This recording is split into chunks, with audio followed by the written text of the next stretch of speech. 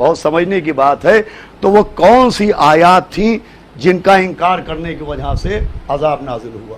تو دیکھیں وہ قرآن کی آیات نہیں ہیں جو بسم اللہ سے شروع ہوتی ہیں اور والناس پر تمام ہو جاتی ہیں، وہ 114 سوروں والی آیات نہیں ہیں، اس لیے کہ قرآن تو آخری پیغمبر لے کے تشریف لائے۔ یہ جن قوموں پر عذاب نازل ہوا ان کے دور میں قرآن کا وجود ہی نہیں تھا، ان کے زمانے میں قرآن کی آیات ہی نہیں تھی۔ تو یہ کون سی آیات ہیں جن کا انکار کرنے کی وجہ سے عذاب نازل ہوا؟ بھائی جناب نوح کی قوم پر عذاب نازل ہوا تو آیت کا انکار کیا، تو جناب نوح کے دور میں قرآن تو قرآن ہے، تورات بھی نہیں تھی، انجیل بھی نہیں تھی، زبور بھی نہیں تھی، یہ کن آیتوں کا انکار کیا؟ صلوات بھیجو۔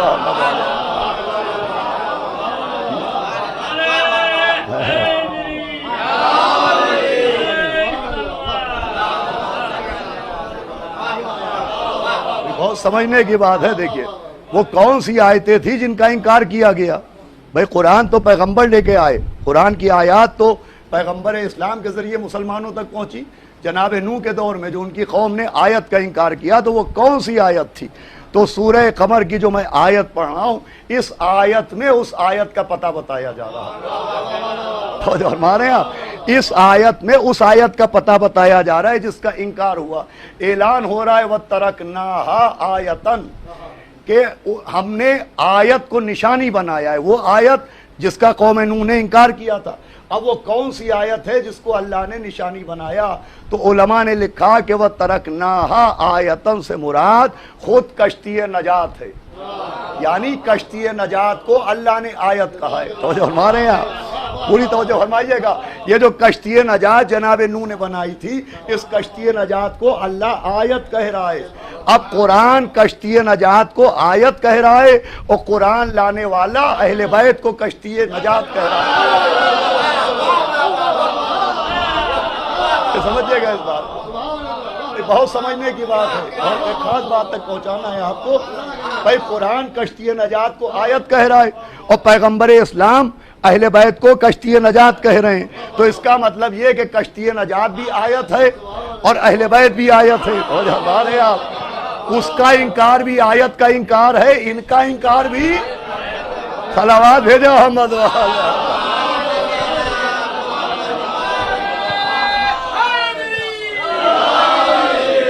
بہت خاص بات اللہ۔ دیکھیں میں بہت وزنی بات آپ کی خدمت میں عرض کر رہا ہوں، کشتی نجات کو بھی وَتَرَكْنَاهَا آیَةً، کہ ہم نے اس کو نشانی بنایا، آیت بنایا۔ اور اہل بیت کون ہے؟ اہل بیت بھی کشتی نجات ہے، کشتی نجات بھی آیت ہے، اہل بیت بھی آیت ہے۔ اب دیکھیں قرآن کی بلاغت دیکھیے، قرآن نے کشتی نجات کو آیت یوں ہی نہیں کہہ دیا۔ کشتی نجات وہ تھی جو پانی میں تیر رہی تھی، کشتی نجات پانی میں چلی ہے، اور پانی کا تعلق طہارت سے ہوتا ہے۔ پانی کا تعلق طہارت سے ہوتا ہے، تو کشتی نجات آیت ہے، اس کا تعلق بھی طہارت سے ہے۔ اہل بیت کشتی نجات ہیں۔ ہمارے اب سمجھ میں آیا کہ ان کے لیے آیہ تطہیر کیوں نازل کی گئی۔ بھائی آیہ تطہیر کا آنا بتا رہا ہے کہ یہ کشتی نجات ہیں۔ صلوات بھیجو محمد والا۔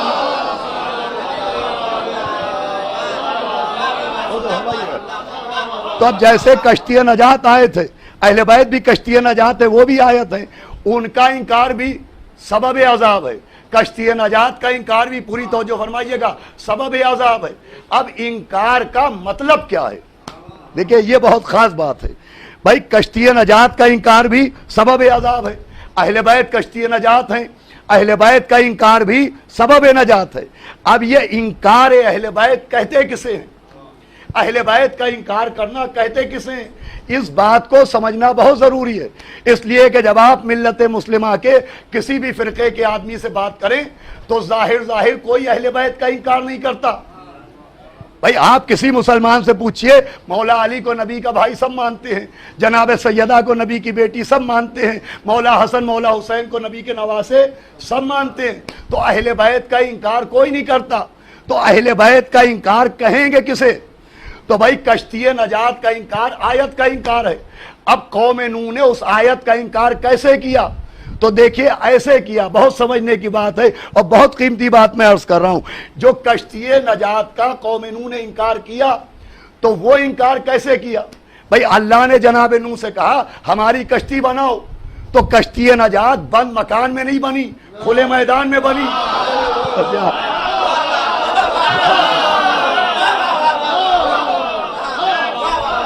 یہ بہت خاص بات ہے. کشتی نجات بند مکان میں نہیں بنی، کھلے ہوئے میدان میں بنی. یہ پہچان ہے کہ کشتی نجات بند مکانوں میں نہیں ملتی ہے، کھلے ہوئے میدانوں میں ملتی ہے. تو جو ہمارے اب جناب نوح کشتی نجات بنا رہے ہیں، اور اس کشتی نجات کو بنتے ہوئے سب دیکھ رہے ہیں. اس بیٹے نے بھی دیکھا جو پہاڑ پر چڑھ گیا، اس بیوی نے بھی دیکھا جو غرق ہو گئی. تو انہوں نے انکار کیا. تو کیا انکار کیا؟ بھائی نوح کے بیٹے نے کشتی نجات کا انکار کیا تو کیسے انکار کیا؟ بیوی نے انکار کیا تو کیسے انکار کیا؟ تو انکار یہ نہیں کیا کہ یہ کشتی ہی نہیں ہے. کیا سن رہے آپ؟ بہت سمجھنے کی بات ہے. انکار یہ نہیں کیا کہ یہ کشتی ہی نہیں ہے. بھائی انکار یہ کیا کہ یہ ذریعہ حفاظت نہیں ہے. اس کا مطلب کشتی کے وجود کا انکار نہیں کیا، کشتی کے اختیار کا انکار کیا. بہت اہم بات ہے. کشتی کے وجود کا انکار نہیں کیا، کشتی کے اختیار کا انکار کیا. کشتی کا اختیار کیا تھا؟ کہ گناہگاروں کو بچائے گی. کشتی کا انکار کیا تھا؟ کہ عذاب سے نجات دلائے گی. انہوں نے کشتی کے شیپ کا، کشتی کی شکل کا، کشتی کے جسم کا، کشتی کے وجود کا انکار نہیں کیا. کیا سنا؟ انہوں نے کشتی کے اختیار کا انکار کیا. اس کا مطلب اصل انکار یہ ہوتا ہے. اب جیسے کشتی نجات کے وجود کا انکار نہیں کیا، انہوں نے یہ انکار کیا کہ یہ بچا نہیں سکتی. تو جو کشتی نجات کے لیے یہ کہے کہ یہ کشتی بچا نہیں سکتی، وہ کشتی کا منکر ہے. جو اہل بیت کے لیے یہ کہے کہ یہ بخشوا نہیں سکتے.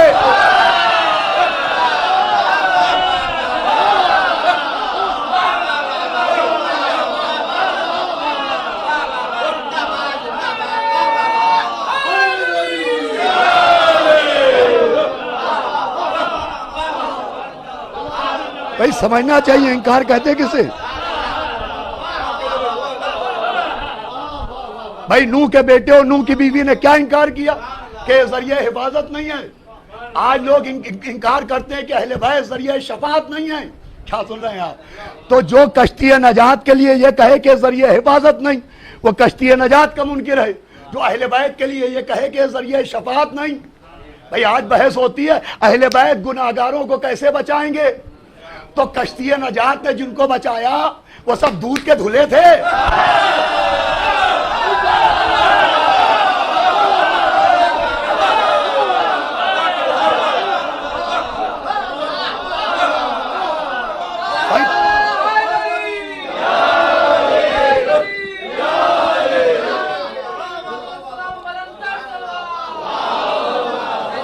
آپ بتائیں کشتی نوح نے جن کو بچایا وہ سب بعمل تھے، وہ سب باکردار تھے، وہ سب دودھ کے دھلے تھے. کشتی نجات نے کس کو بچایا؟ گناہگاروں کو. ارے جب لکڑی کی بنی ہوئی کشتی گناہگاروں کو بچا سکتی ہے تو اللہ کے نور کے بنے ہوئے اہل بیت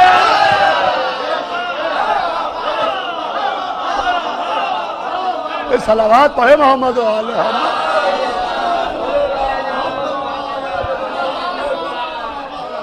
سمجھے گا عذاب کی وجہ سمجھی جائے. آیت کا انکار کیا وہ کشتی نجات تھی کہ یہ بچا نہیں سکتی. تو جو اہل بیت کے لیے کہے کہ صاحب یہ بخشوا نہیں سکتے، یہ کیسے بخشوائیں گے؟ ارے کشتی انہوں نے کیسے بخشوایا اور کیسے کیسوں کو بخشوایا. صلوات بھیجے محمد. اس کا مطلب صرف وجود کا انکار نہیں ہوتا ہے، اختیار کا انکار بھی انکار ہوتا ہے. اسی لیے شفاعت وہ مرحلہ ہے کہ شفاعت کے لیے خاص تاکید کی گئی ہے. ہمارے آپ کے چھٹے امام جعفر بھئی اب جو میں پڑھ رہا ہوں یہ نہ جانے کتنی بار اور کتنی جگہ پڑھ چکا ہوں، لیکن ضرورت کے تحت میں پڑھ رہا ہوں کہ چھٹے امام کی حدیث ہے. فرمائے جو 3 باتوں کا انکار کر دے لیسا من شیعتنا، وہ ہمارا شیعہ نہیں ہے. امام نے فرمایا جو 3 باتوں کا انکار کرے لیسا من شیعتنا، وہ ہمارا شیعہ نہیں ہے۔ پوچھنے والے نے پوچھا وہ 3 باتیں کون ہیں؟ کہ جو معراج کا انکار کر دے، فرمایا وہ ہمارا شیعہ نہیں۔ کہ جو قبر کے سوال و جواب کا انکار کر دے، وہ ہمارا شیعہ نہیں۔ پوچھنے والے نے پوچھا تیسری بات، فرمایا جو ہمارے اختیار شفاعت کا انکار کر دے وہ ہمارا شیعہ نہیں۔ فرمایا جو قبر کا منکر وہ شیعہ نہیں، جو معراج کا منکر وہ شیعہ نہیں، جو شفاعت کا منکر وہ شیعہ نہیں۔ بھائی وجہ کیا ہے؟ منکر معراج شیعہ کیوں نہیں رہتا؟ منکر قبر شیعہ کیوں نہیں رہتا؟ منکر شفاعت شیعہ کیوں نہیں رہتا؟ باتیں ہیں 3، سبب ہے 1، معراج میں ہے آواز علی، قبر میں ہے آمد علی۔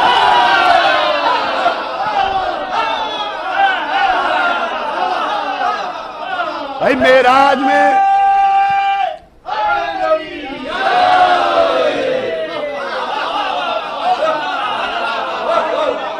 معراج میں ہے آواز علی، قبر میں ہے آمد علی، شفاعت میں ہے اختیار علی۔ ارے ہر جہاں علی ملیں گے نہ دامن بچائیے، بچنا علی سے ہے تو جہنم میں۔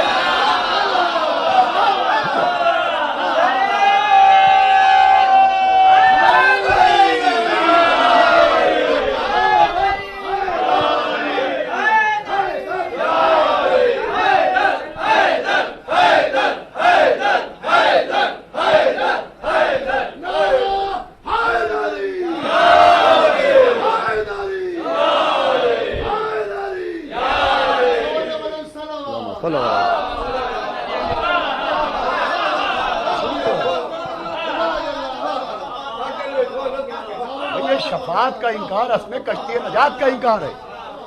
یہ بات آپ کے ذہن میں رہنا چاہیے کہ جیسے کشتی نجات کے انکار کا مطلب تھا کہ اسے حفاظت کا ذریعہ نہیں مانا، ویسے اہل بیت کے انکار کا مطلب ہے کہ انہیں شفاعت کا ذریعہ نہ مانا جائے، کہ وہ کیسے جنت لے جائیں گے، وہ کیسے جنت لے جائیں گے۔ تو اس میں لوگوں نے جنت ہی کو نہیں سمجھا ہے۔ اب کوئی نئی باتیں عرض کرنا ہے آپ کی خدمت میں، ابھی تک لوگوں نے جنت ہی کو نہیں سمجھا۔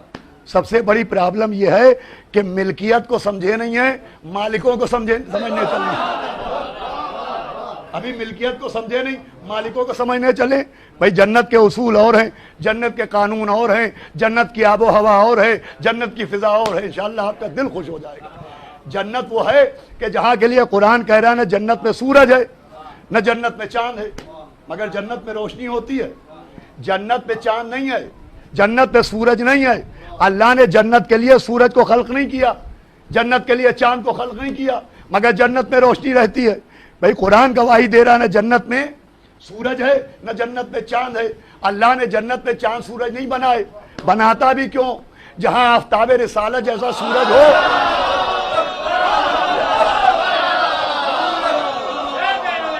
ارے بھائی جملہ دینا چاہ رہا ہوں، جہاں آفتاب رسالت جیسا سورج ہو وہاں سورج کی کیا ضرورت ہے؟ جہاں قمر بنی ہاشم جیسا چاند۔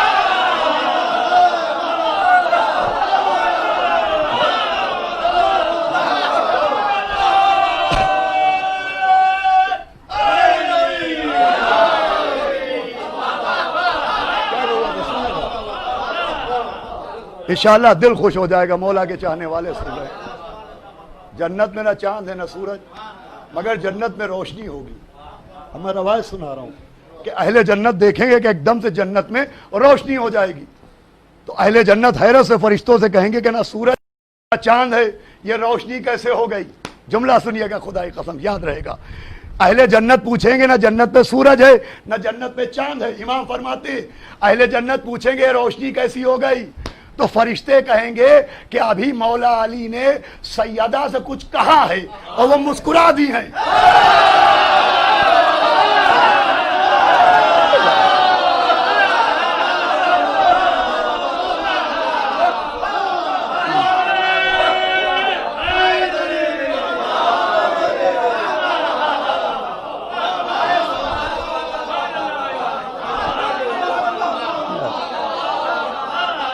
جناب سیدہ کے تبسم کا نور ہو، سیدہ مسکرائیں گی تو ماحول نورانی ہو جائے گا۔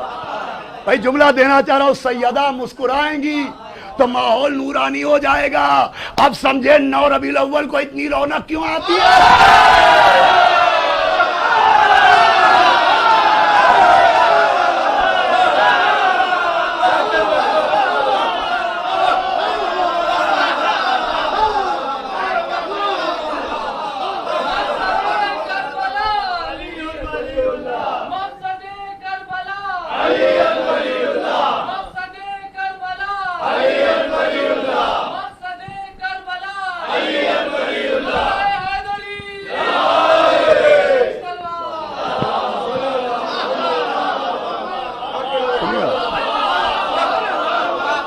क्या भी मंजिल आए।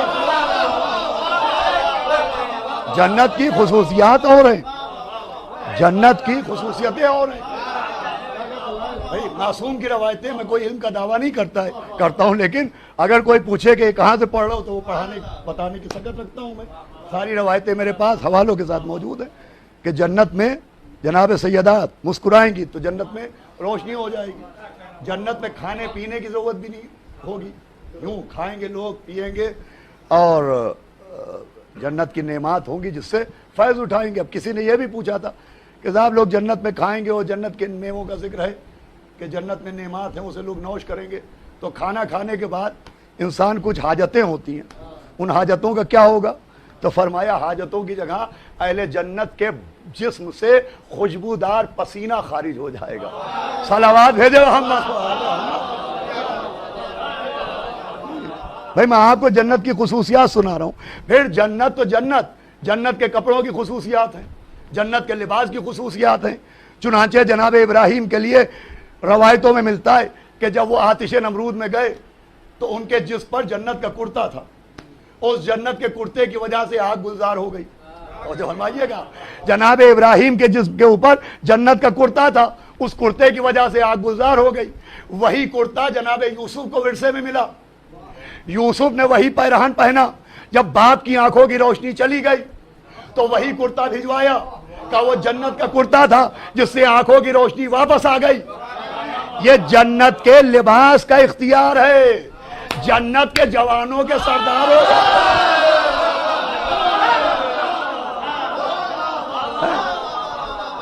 अरे भाई जहां के कपड़े की वजह से इब्राहिम महफूज हो जाए, जहां के पैरहन की वजह से याकूब की बीनाई वापस आ जाए, अगर वहां के जवानों का सरदार फितरुस को बालों पर अदा कर दे तो हैरत की क्या बात। भाई जन्नत की बातें ही अलग हैं, जन्नत का मौसम अलग है, जन्नत के वाक़यात अलग हैं। हमारे आपके आखिरी इमाम हजरत हुज्जत अलैहिस्सलाम से सुनिएगा, एक अरीज़ा लिखा गया था, उसमें उलमा थे जिन्होंने लिखा, उन्होंने कुछ सवालात किए थे, जिसमें एक सवाल ये भी किया था कि ये बताइए क्या जन्नत में नस्ल का सिलसिला भी जारी और सारी रहेगा? तो इमाम ने फरमाया था नहीं, जन्नत में विलादतों का सिलसिला नहीं होगा, मियाँ बीवी होंगे मगर विलादतों का सिलसिला नहीं होगा, इसलिए कि विलादतों में कसाफतें होती हैं, नजासतें होती हैं, और जन्नत से नजासत का गुजर नहीं है। इमाम ने फरमाया वहाँ विलादत का सिलसिला नहीं होगा। तो पूछने वाले ने पूछा कि अगर कोई मोमिन ख्वाहिश करेगा, तो कहा अगर कोई मोमिन जन्नत में चाहेगा कि उसे एक बेटा मिल जाए, भाई बहुत कीमती बात है, अगर कोई चाहेगा कि उसके कोई बेटा हो जाए तो अल्लाह मोमिन की तमन्ना पर उसे एक बेटा अता करेगा, और बिल्कुल बेटा वैसा ही होगा जैसे आदम थे, बगैर माँ बाप के बेटा अता करेगा। किसकी तमन्ना पर? मोमिनीन की तमन्ना पर, मोमिनीन की तमन्ना पर।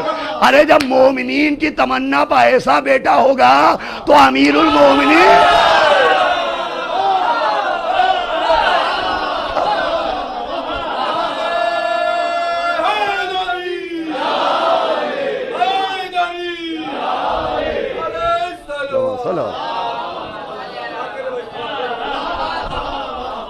आज गुफ्तगू को मैं तमाम करूं तो मैं अर्ज कर रहा हूं, जन्नत के खाने और हैं, जन्नत के ड्रिंक्स और हैं, जन्नत के बर्तन और हैं, जन्नत के कानून और हैं।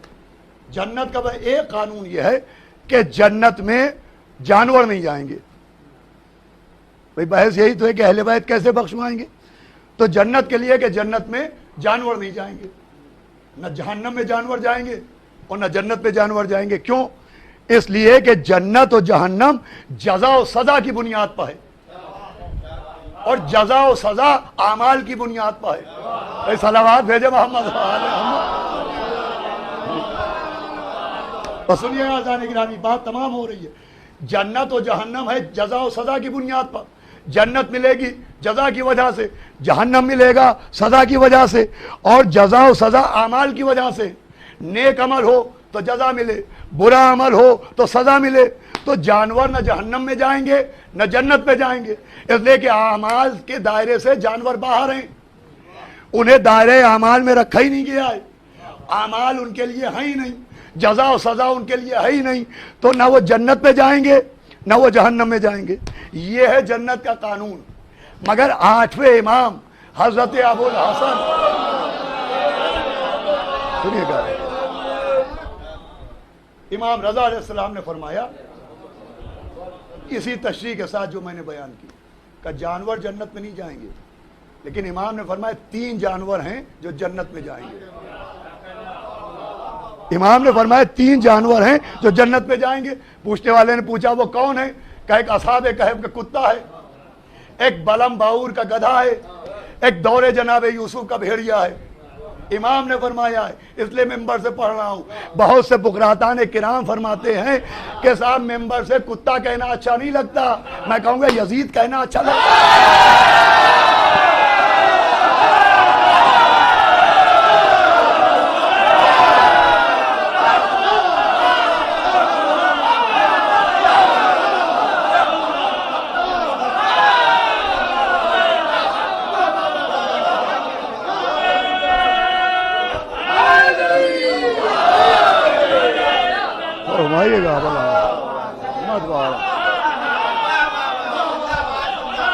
शिमर कहना अच्छा लगता है, यजीद कहना अच्छा लगता है। इमाम ने फरमाया, इमाम ने क्या असहाब कहफ का कुत्ता जानवर है मगर जन्नत में जाएगा। फरमाया बलम बाऊर का गधा। ये बलम बाऊर एक बनी इसराइल का आलिम था जिसके पास इसमें आजम का इल्म था, और ये जिसके लिए दुआ कर देता था दुआ भी पूरी हो जाती थी, जिसके लिए बद्दुआ कर देता था बद्दुआ भी पूरी हो जाती थी। तो फिरौन ने दौलत दे के इसे अपनी तरफ बुलाया और इससे कहा कि जाओ और मूसा के लिए बद्दुआ करो। तो जब ये अपने गधे पर बैठ के जाने लगा जनाबे मूसा से लड़ने के लिए, तो गधा गधा था मगर इतना समझदार हो गया कि उसने कहा मैं मासूम के मुकाबले में नहीं जाऊंगा।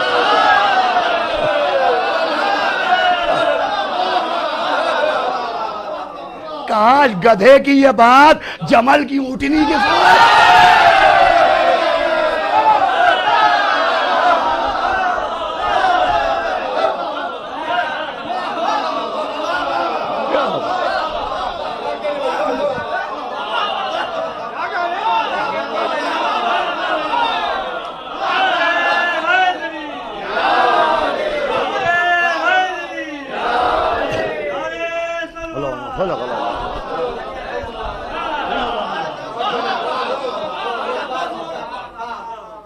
तो इतना मारा बलम बाउर ने, इतना मारा कि वो मर गया। और जनाब यूसुफ के भाइयों ने कहा था कि यूसुफ को भेड़िया खा गया। जो जंगल में भेड़िया रहता है, तो जनाब याकूब से कहा था कि यूसुफ को हमने मारा नहीं है, वो तो एक भेड़िया खा गया उनको। तो जब भेड़िए ने अपने ऊपर इल्जाम देखा तो दरिंदा था मगर मासूम के कत्ल का इल्जाम अपने ऊपर गवारा नहीं किया। ये सब कुरान की तफसीरों में है। तो वो जनाब याकूब के पास आया और बेजबान था, अल्लाह ने जबान दी। उसने कहा कि मैंने आपके बेटे को नहीं मारा है, इसलिए कि हम दरिंदे हैं मगर दरिंदों पर मासूमों का खून हराम है। तो असहाब कहफ के कुत्ते के बारे में तो आप जानते ही हैं कि असहाब कहफ के पीछे पीछे गार में आया। इमाम ने फरमाया कि असहाब कहफ का कुत्ता जन्नत में जाएगा, बलम बाउर का गधा जन्नत में जाएगा, जनाब यूसुफ की तरफ से गवाही देने वाला याकूब के पास आके बोलने वाला भेड़िया जन्नत में जाएगा। हालांकि जन्नत जानवरों के लिए है नहीं, आखिरी जुमला, मगर ये जानवर जन्नत में जाएंगे। अब दुनिया फैसला करे कि जिनके लिए जन्नत है ही नहीं वो जन्नत में जाएंगे। क्यों? कम मासूमों से मोहब्बत की बुनियाद पर।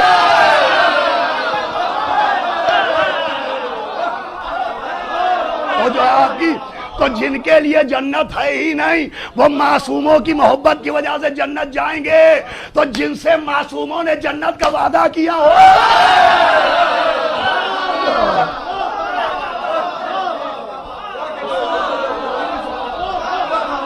सलावत पढ़े मोहम्मद।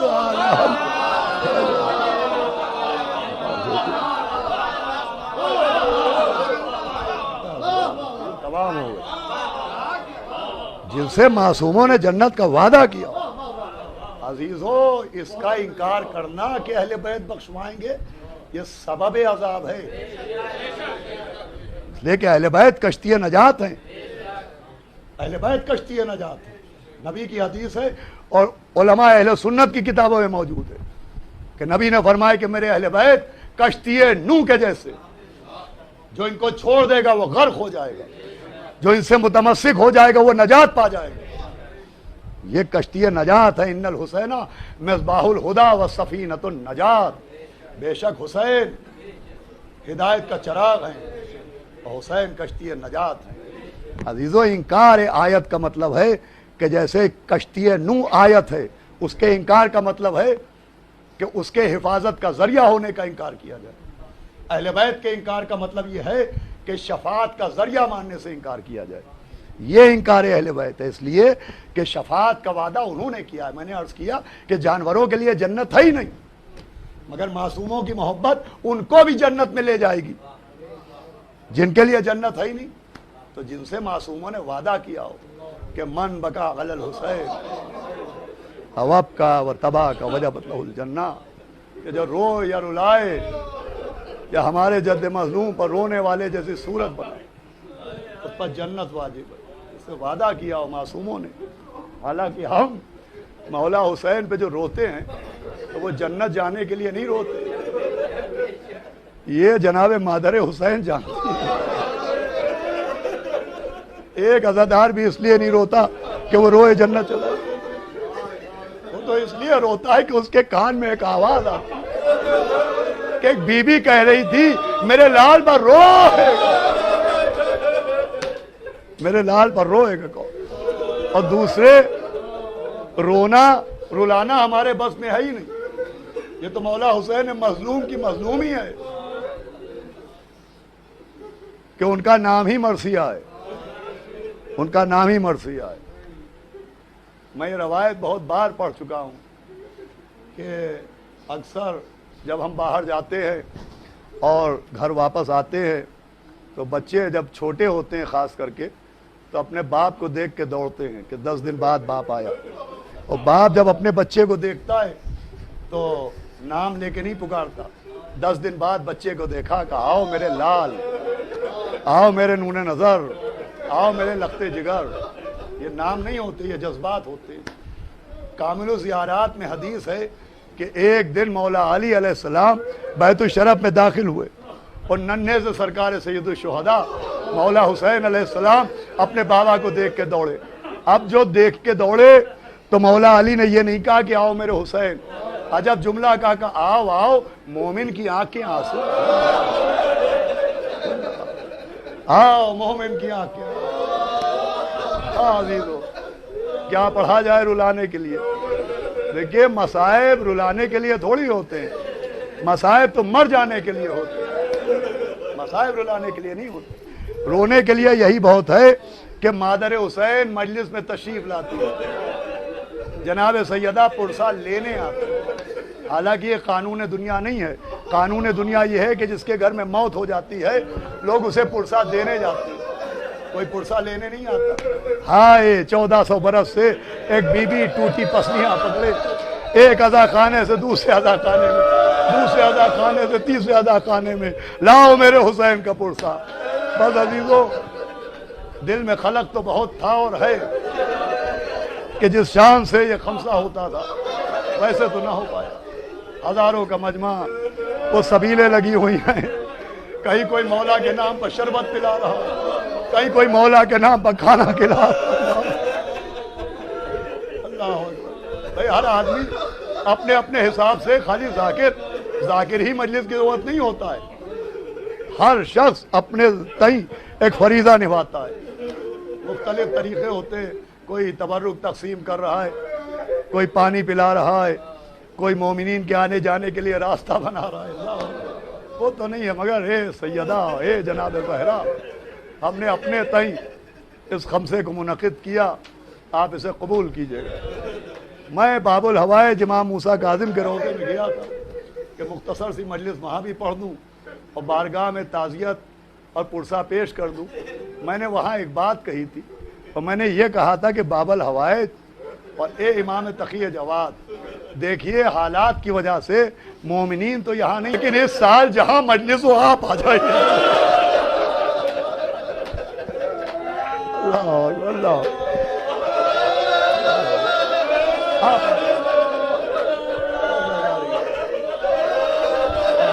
ہر امام مجلس میں آتے۔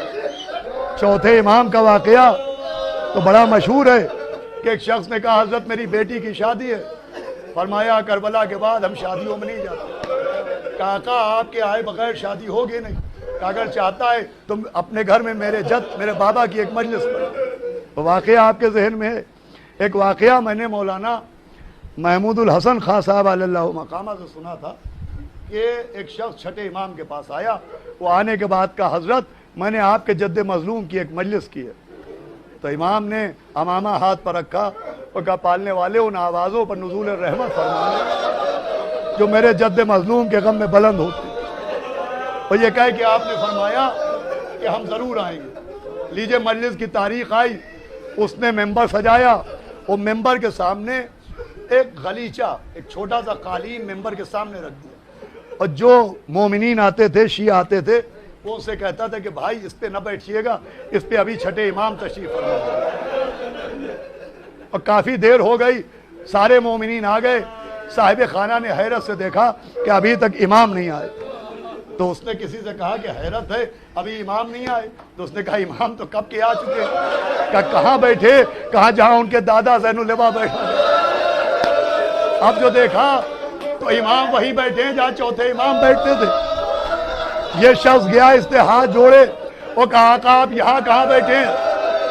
کہا میرا دادا یہیں بیٹھتا تھا، تمہیں کیا معلوم کہ عزاداروں کی کیا اہمیت ہے؟ کہا آقا اندر چلیے۔ کہا نہیں یہیں بیٹھا رہنے دے۔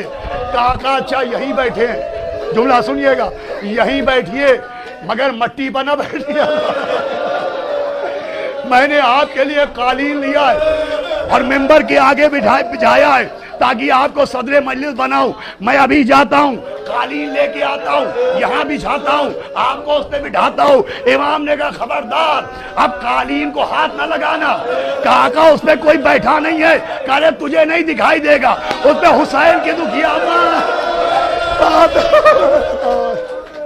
اللہ۔ آخری مجلس ہے، ہر سال جو میں پڑھتا تھا وہی پڑھوں گا۔ رخصت امام کہ حسین جب کے چلے بعد دوپہر رن کو، نہ تھا کوئی جو سنبھالے لجا میں توسن کو، سکینہ جھاڑ رہی تھی امام کو، حسین چپ کے کھڑے تھے جھکائے گردن کو، نہ ذرا تھا کوئی شاہ کربلائی کو، فقط بہن نے کیا تھا سوار بھائی کو۔ رخصت آخر امام در خیمہ پائے، بیویوں کو سلام کیا۔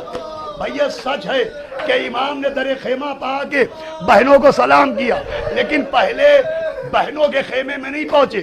لکھا ہے ان خیموں سے پہلے اصحاب کے خیمے تھے، پہلے اپنے اصحاب کے خیموں میں آئے، الٹی ہوئی مسجدیں دیکھی، خالی خالی مصلے دیکھے۔ کہا میرے حبیب کہاں ہو، میرے سعید کہاں ہو، میرے زہیر کہاں ہو، میرے شیرو کہاں ہو؟ جملہ سنیے گا۔ اس کے بعد امام ایک خیمے میں آئے، بالکل خالی خیمہ، اس پہ امام نام لے کے نہیں پکار رہے کسی کا، اور روتے روتے زمین پر بیٹھ گئے اور مٹی کو ایسے تھپتھپایا جیسے کسی کا سینہ تھپتھپا رہے ہوں، آنکھوں سے آنسو بہنے لگے۔ ہم نے کہا یہ کس کا خیمہ ہے؟ کہا کسی اور کا نہیں، اب بازا دلا۔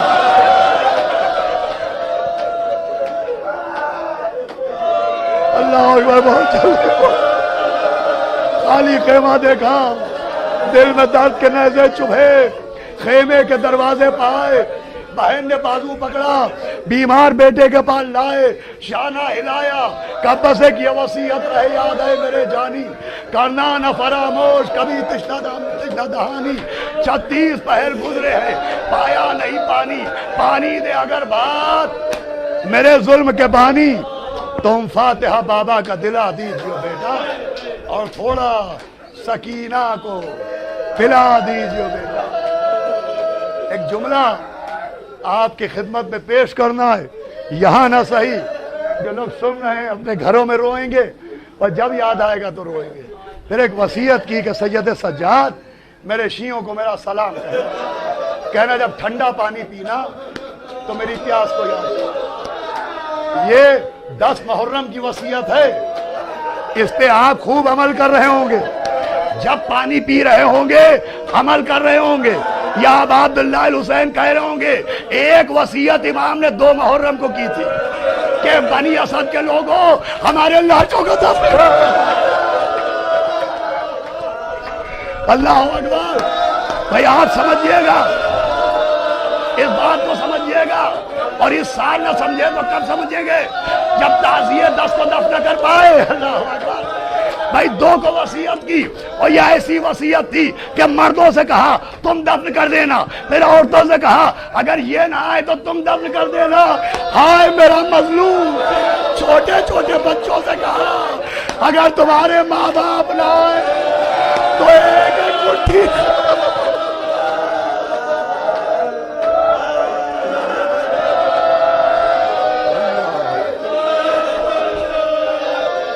اس وصیت پر یہ 2 محرم کی وصیت بہت سے لوگ اس کے بعد چلے، بس گفتگو 2 یا 3 منٹ میں تمام ہو جائے گی۔ بہن نے بھائی کو گھوڑے پر سوار کیا، 4 برس کی بچی کو آخری پیار کیا، کہا نیند آئے گی وہ آپ کی جب پاؤں گی بابا، میں رات کو مقتل میں چلی آؤں گی بابا۔ آخری پیار کر کے چلے۔ میر انیس نے نقشہ کھینچا کہ چلتے تھے 4 سمت سے بھالے حسین، ٹوٹے ہوئے تھے پرچیوں والے حسین، یہ دکھ نبی کی گود کے پالے حسین پر، قاتل تھے خنجروں کو نکالے حسین پر، ارے گرتے تھے اور سنبھالنے والا کوئی نہ تھا، تیرے ستم نکالنے والا کوئی نہ تھا، گر کر کبھی اٹھے کبھی رکھا زمین پر سر، کروٹ کبھی تڑپ کے ادھر لی کبھی ادھر، اگلا لہو دہن سے تو تھاما کبھی جگر، حسرت سے کی خیام کی جانب کبھی نظر، ارے گر کر اٹھے تو زخموں سے پرچی کے پل گرے، کچھ اور تیر گڑ گئے جب جنت سے آئی فاطمہ زہرا کی صدا، امت نے ہم کو لوٹ لیا وا محمدہ، اب کون ہے جو حق رفاقت کرے ادا، یہ گہرے گہرے زخمی عالم کا مقتدا، 1900 ہے زخم تنے چاک چاک پر، زینب نکل حسین تڑپتا ہے پاس پر، پردہ الٹ کے بنت علی نکلی ننگے سر، لرزا قدم خمیدہ کمر غرق خون جگر، چلاتی تھی کہ ہاتھ منہ اپنا پیٹ کر، آئے کربلا بتا تیرا مہمان ہے اماں، قدم اب اٹھتے نہیں سجدہ کام کے، پہنچا دو لاش پر میرے بازو کو تھام کے، آواز کس نے دی کہ بہن اس طرف نہ آؤ، بس اب سفر قریب ہے للہ گھر میں جاؤ، اب ڈوبتی ہے آل رسول خدا کی ناؤ، ارے یا فاطمہ یا مرتضیٰ غریبوں کے بیڑے کو تم بچاؤ، اب چھوڑ نانا دشت بلا میں حسین کو، اب چھوڑنا نہ دشت بلا میں حسین کو، یا فاطمہ چھپا لو رضا میں حسین۔ اب مجلس تمام ہو گئی، حضرت کے اوپر کوئی پتھر مار رہا ہے، کوئی نیزے مار رہا ہے، کوئی جلتی ہوئی ریت امام کے زخموں میں ڈال رہا ہے، شمر ملعون خنجر لے کے بڑھا، 12 مرتبہ گلے پر خنجر مارا، پہلی مرتبہ امام نے کہا واہ اماں اے اماں، دوسری مرتبہ کہا واہ جدہ اے نانا، تیسری مرتبہ کہا واہ باتا یا بابا، لیکن اس کے بعد نہ اماں نہ دادا نہ نانا نہ بابا، ایک ہی آواز آ رہی تھی، خنجر چل رہا تھا، امام کہہ رہے تھے واہ باسا